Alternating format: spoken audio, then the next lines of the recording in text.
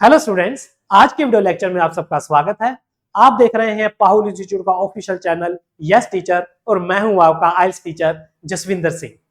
आज हम लोग देखेंगे real writing on pie charts. आपको बता दें कि आज की क्लास हमारी पार्ट 2 है। पार्ट 1 में हमने देखा था कि पाई चार्ट्स को कैसे समझना है, कैसे मैनेज करना है, इसमें इंफॉर्मेशन को कैसे सिलेक्ट करना है, ग्रुप करना है, ऑर्गेनाइज करना है। हमने देखा था वोकैबुलरी पार्ट में परसेंटेज को कैसे फ्रैक्शन में शो करना है ताकि हम अच्छी से अच्छी वोकैबुलरी दिखा सके, अच्छी से अच्छी अपनी रेंज एंड फ्लेक्सिबिलिटी दिखा सके वोकैबुलरी में। आज हम लोग करने जा रहे हैं रियल राइटिंग, जिसमें हम लिखेंगे introduction, overview, BP1 and BP2। जिन भी स्टूडेंट्स ने पिछली क्लास को नहीं देखा तो पहले आप प्लीज उस क्लास को देख लीजिए, उसका लिंक डिस्क्रिप्शन में डाल दिया जाएगा। और अगर आप उस क्लास को देखने के बाद ये क्लास देखेंगे तो आपको ज्यादा बेनिफिट होगा। तो स्टार्ट करते हैं आज हम अपनी क्लास ऑन पाई चार्ट्स। तो ये जो आप ग्राफ देख रहे हैं, ये वही ग्राफ है जो लास्ट लेसन नंबर 15 में हम लेके चले थे। इस ग्राफ को एक बार फिर से पढ़ लेते हैं।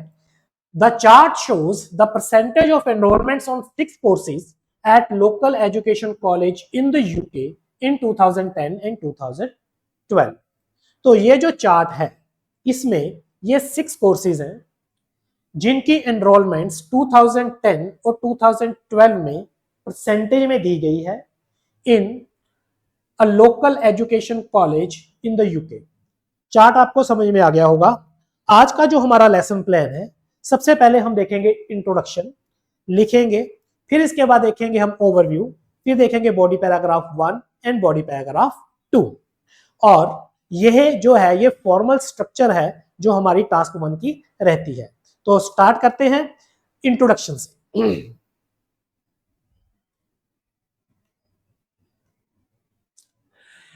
तो यहां पे लिखा हुआ है द चार्ट शोज, तो इसको रिफ्रेश करके लिखते हैं द चार्ट, इसको लिखते हैं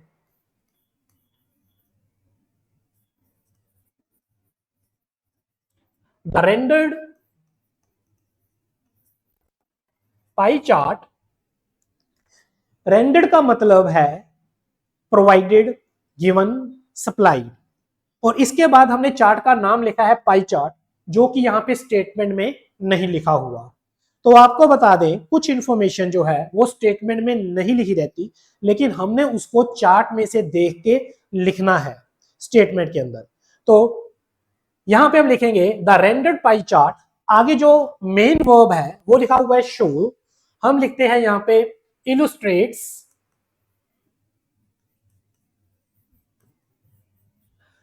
द रेंडर्ड पाई चार्ट इलुस्ट्रेट्स। यहां पे मैं आपको एक बार बता दूं कि यहां पे वर्ब को प्लूरल रखा हुआ है, मतलब कि इसके पीछे एस या ईएस नहीं लगाया, क्योंकि इन्होंने जो सब्जेक्ट लिया है उसमें लिखा हुआ है चार्ट्स। उन्होंने कंसीडर किया है कि ये 2 चार्ट हैं, लेकिन आप इसको एक मान के भी चल सकते हैं। यही वेरिएशन हमने दिखानी होती है। अभी यहाँ पे इन्होंने चार्ट्स लिखा और हमने यहाँ पे क्या लिखा है, चार्ट, जस्ट वेरिएशन को दिखाने के लिए। तो इसीलिए हम जो भी आगे जो वर्ब लगाएंगे उसके साथ एस या ईएस लगेगा। आपको पता ही है कि ये ग्रामर का रूल है कि अगर सब्जेक्ट सिंगुलर है तो वर्ब भी सिंगुलर, अगर सब्जेक्ट प्लूरल है तो वर्ब भी प्लूरल रहेगी। मतलब कि प्लूरल वर्ब का मतलब ये है कि उसके पीछे एस या ईएस नहीं लगा रहेगा। तो हमने क्या किया, हमने इस पूरे के पूरे चार्ट को सिंगुलर मान लिया वेरिएशन दिखाने के लिए, क्योंकि यहाँ पे उन्होंने प्लूरल लेके चले हैं, तो हमने इसको यहाँ पे सिंगुलर दिखाया। तो हमने वर्ब भी आगे सिंगुलर लगाई, मतलब कि उसके पीछे एस या ईएस हमने लगाया। हमने इलुस्ट्रेट ना लिख के हमने लिखा इलुस्ट्रेट्स। आप यहाँ पे और भी वर्ब्स लगा सकते हैं, जैसे कि depicts, demonstrates, manifest, portrays, gives information about. आपको जो भी वर्ब सही है, सही लगती है, आप वो यहाँ पे आप लिख सकते हो। तो हमने लिखा है द रेंडर्ड पाई चार्ट इलुस्ट्रेट्स। आगे लिखा है इन्होंने the percentage of enrolments on 6 courses. The percentage of, हम इसको लिखते हैं the proportion of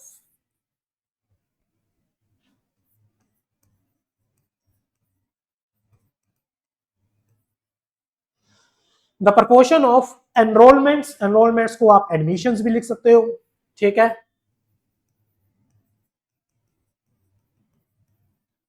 admissions on 6 courses, admissions लिखा है तो हम इसके साथ जो प्रेपोजिशन लगा रहे हैं वो लगा रहे हैं to.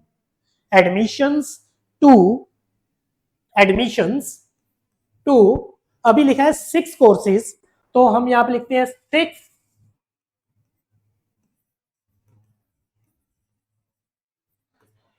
6 different courses. Courses means programmes to study, 6 different programmes to study आप लिख सकते हो, लेकिन हमने यहां पे कोर्सेज को कोर्सेज ही लेके चल रहे हैं। 6 different courses at a local education college in the UK. अभी इस फ्रेज को लिखने के कुछ वेरिएशंस हैं जो हम यहां पे डिस्कस कर लेते हैं। आप यहां पे जो लिखा हुआ है अ लोकल एजुकेशन कॉलेज, तो local education college in the UK, in the UK, okay. तो इस ये जो फ्रेज है इसमें जैसे कि पीछे लिखा हुआ है इन द यूके, ठीक है, इसको हम कॉलेज के साथ क्लब कर सकते हैं, ठीक है। आप इसको देखो, हम इसको ऐसे ऐसे ऐसे देख सकते हैं, local education college, local education and college and in the UK, ठीक है। इसमें एजुकेशन नाउन है, लोकल जो है ये क्या है, ये एडजेक्टिव है, कॉलेज क्या है, नाउन है, इजंट इट। हम इन दोनों को अलग कर सकते हैं, बिल्कुल कर सकते हैं।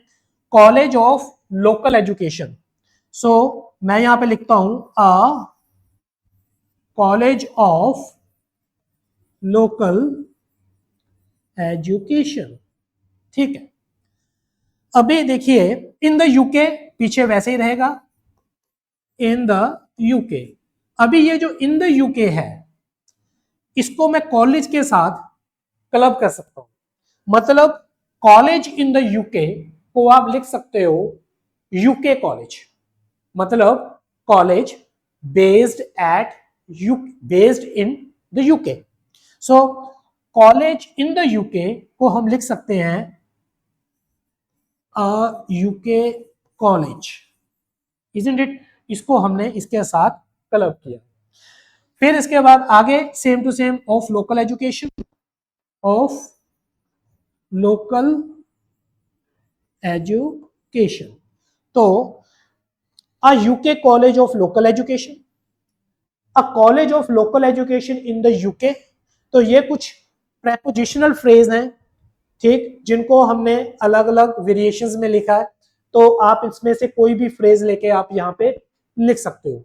तो हम ये वाला फ्रेज ले लेते हैं, इजंट इट, यहाँ पे लिखने के लिए। तो यहाँ पे हम लिखेंगे कोर्सेज, यहाँ पे हो चुका है courses at a UK college of, UK college of local education, local education, okay. आगे क्या है, इन 2010 एंड 2012। एक चीज यहां पे देखिए कि ये दो जो यहां पे जो टाइम पीरियड दे रखा है ईयर्स में, ये 2 साल हैं जो कि अलग अलग हैं। इनके अंदर आप देखिए ये कंटिन्यूस पीरियड नहीं है, मतलब हम यहाँ पे ये फ्रेज यूज नहीं करना फ्रॉम 2010 टू 2012, जहां पे बिटवीन 2010 एंड 2012 जो हम पहले हम ये फ्रेज यूज करते थे, अगर अभी भी कर सकते हैं, लेकिन यहाँ पे ये कंटिन्यूस टाइम पीरियड नहीं है। सो ये 2 साल हैं, लेकिन 2 अलग अलग साल हैं, ठीक है। तो यहाँ पे हम लिख सकते हैं local education college in to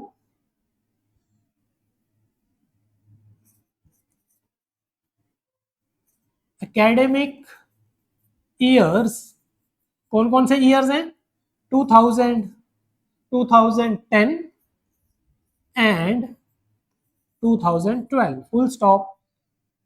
ठीक, तो मैंने यहाँ पे लिखा 2 एकेडमिक ईयर्स, जस्ट वेरिएशन देने के लिए।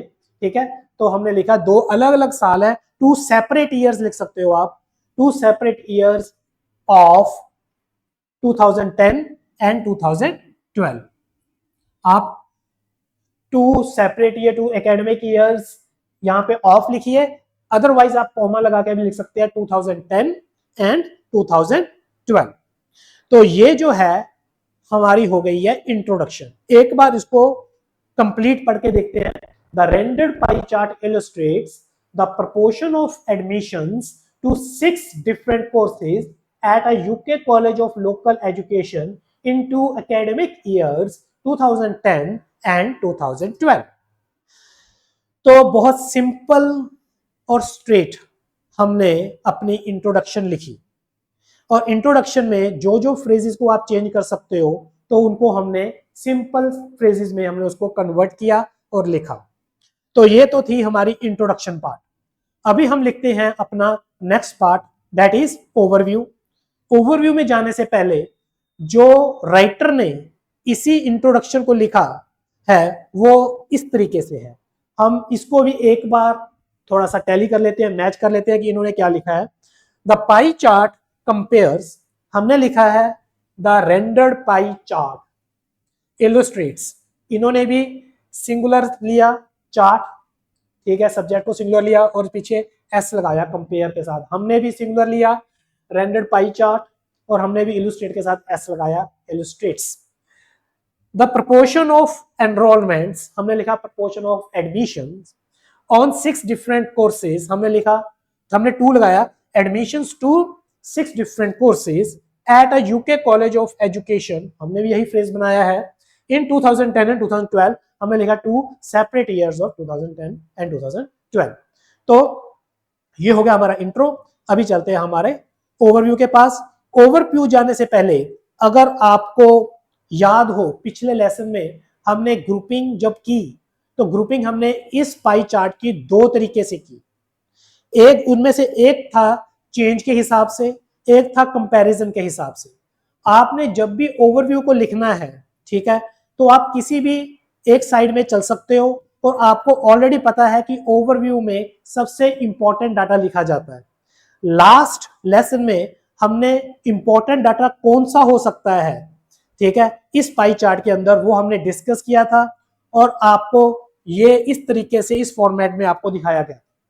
तो इसको एक बार फिर से रिवाइज कर लेते हैं क्योंकि हमने लास्ट लेसन में इस चीज को समझा था, अभी हम उसी चीज को, ठीक है, लिखने जा रहे हैं।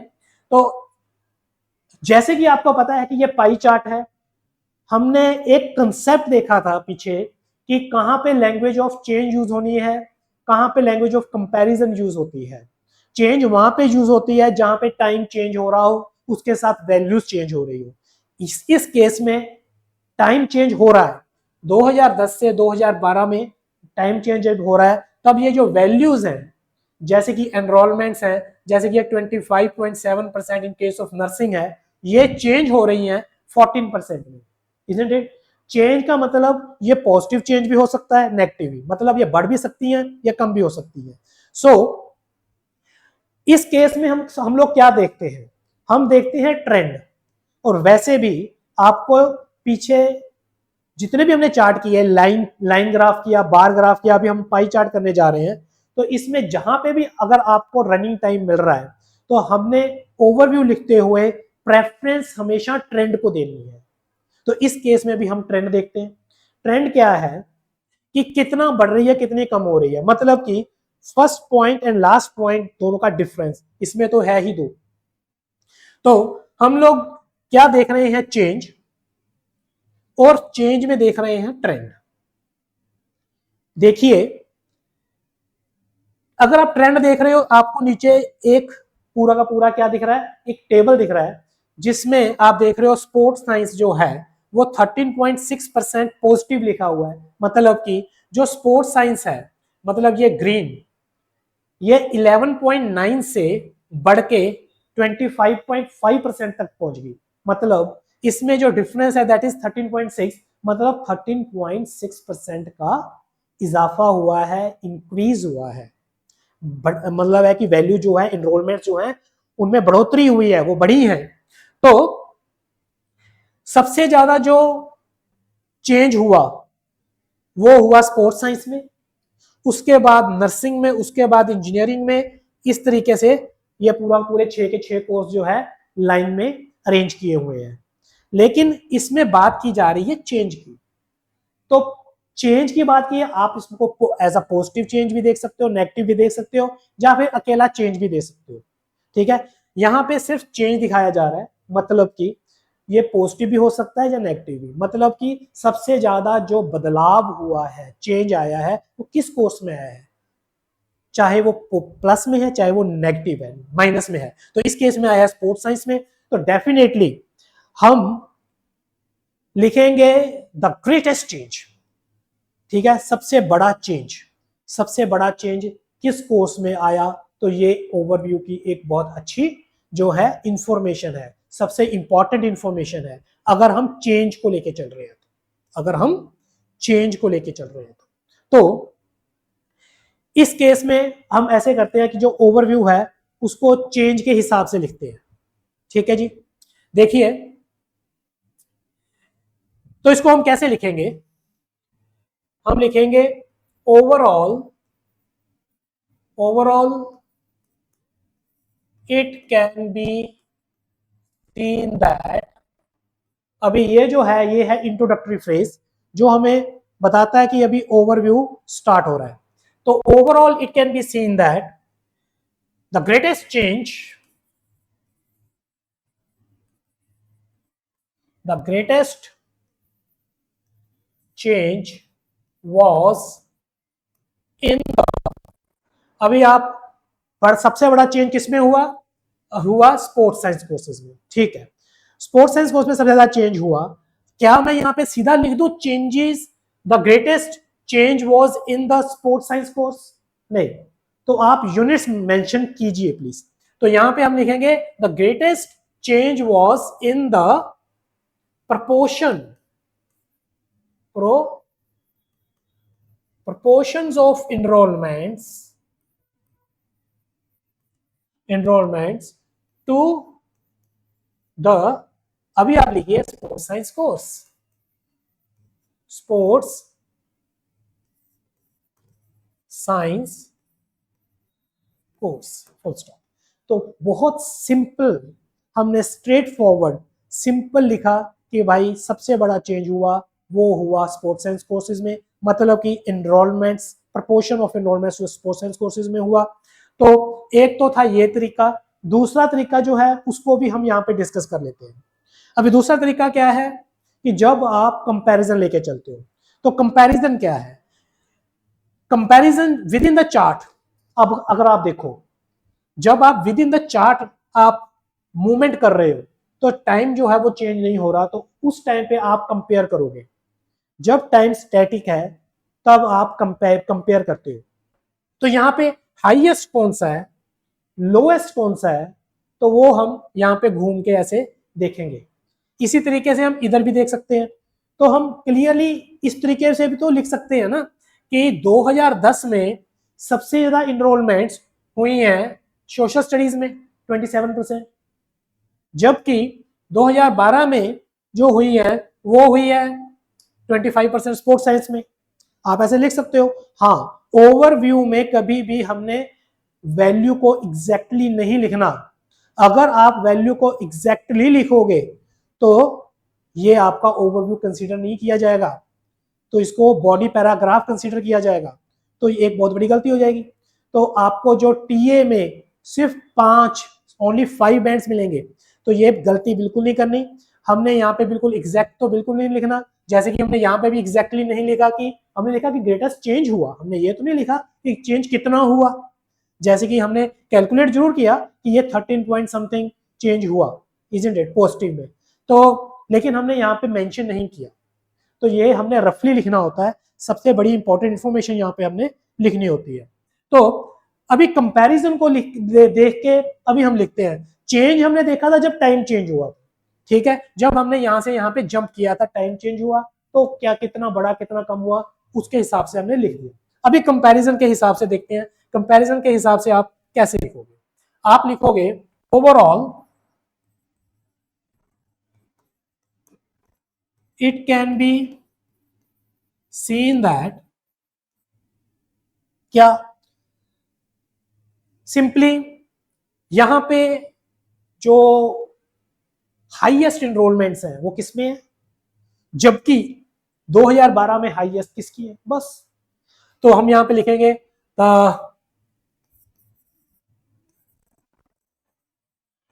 Highest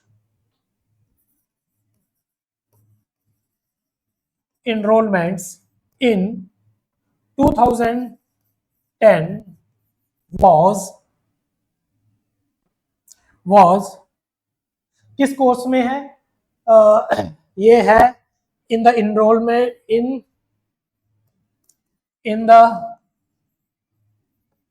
proportion of in the proportion the highest enrollments in 2010 was in the proportion लिखने की जरूरत ही नहीं है, ठीक है, was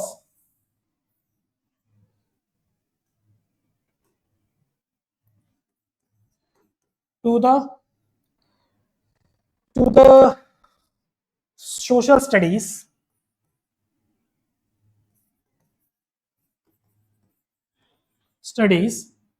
whereas स्ट्रक्चर थोड़ा सा चेंज करके लिखते हैं, 2012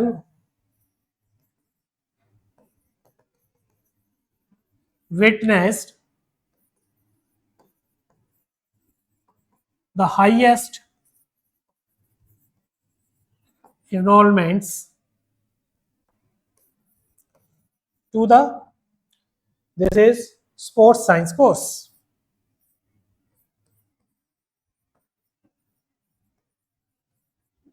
साइंस कोर्स, फुल स्टॉप।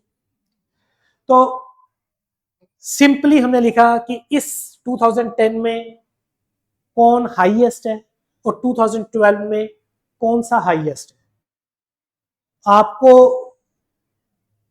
जो भी तरीका आसान लगता है कंपैरिजन का या चेंज का, उसके हिसाब से आप ओवरव्यू लिख सकते हो।